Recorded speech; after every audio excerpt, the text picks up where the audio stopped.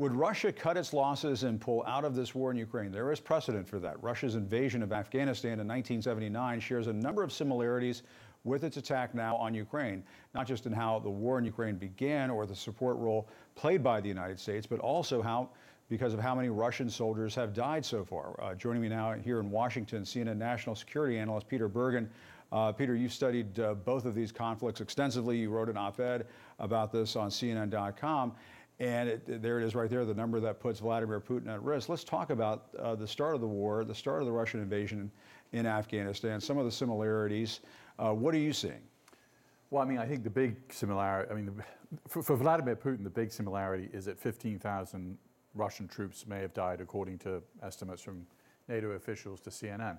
While the official numbers during the 1980 war against the Soviets is 15,000 Russian soldiers dead. So in 9 years of war during the 80s, 15,000 Russian soldiers died. In 1 month of war in Ukraine, 15,000 Russian soldiers have died. Now, Vladimir Putin understood that the Berlin Wall fell when the Soviets pulled out of Afghanistan. He knows it's not an accident. He was a young KGB officer in East Germany at the time.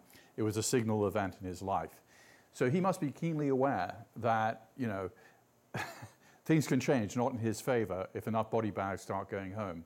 And going further back in Russian history, the Romanovs, basically, they lost World War I. They, first of all abdicated and then were executed. So Putin is well aware of this Russian history, that if you fail in wars, that it could be a big problem for you yourself. Right. They don't typically stick around when they've suffered a loss like they're experiencing right now. And the Ukrainians are fighting back, not exactly the way the Afghans did during the war in Afghanistan, but they are fighting back in less, catastrophic terms. They're using Molotov cocktails. They've obviously had many demonstrations and so on. But from their perspective, they are making it very clear they're not going to be suppressed by Putin. They are going to mount this resistance. And in many ways, it does remind you of how things went in Afghanistan. Yeah, and the big difference, Tim, is that the Ukrainians are much better armed than the Afghans. The Afghans didn't have Stinger anti-aircraft missiles till 1986, i.e. 7 years into the war. Yeah. Here, the Ukrainians have them already, and they have the Javelin, they have very effective British anti-tank weapons, the results speak for themselves. So, the Russian, kind of failure in Ukraine is happening rather dramatically, if indeed they fail. I mean, it's an open question, but they're clearly not winning and they may be losing. In Afghanistan, until '86, the Afghans put up a big fight, but they didn't have the right weapons. The Ukrainians do have the right weapons, and also if they get their hands on S-300 missiles, these are very effective anti-aircraft weapons that they know how to use. There's obviously pressure to get those weapons into the theater. And that will be even more of a game changer because right now they can bring down ballistic missiles and they can bring down high altitude aircraft with these S-300s, which the Stingers cannot. Right. And I guess you're right, there's a chance that Putin could feel so cornered in Ukraine that he could use weapons of mass destruction, even use his nuclear arsenal. God forbid that happens. But what does the Afghan experience tell us about whether or not Putin would go down that road in Ukraine? Well, certainly the Afghan experience showed, the Soviets were, they killed 1 million Afghans. That's the minimal number, and as many as 2 million. They made a third of the population homeless. So, these kinds of Russian tactics, we saw it in Grozny, we saw it in Aleppo in Syria. Right. Scorched earth tactics are not new. That's right. And I want to ask you about the Taliban in Afghanistan and what's happening now.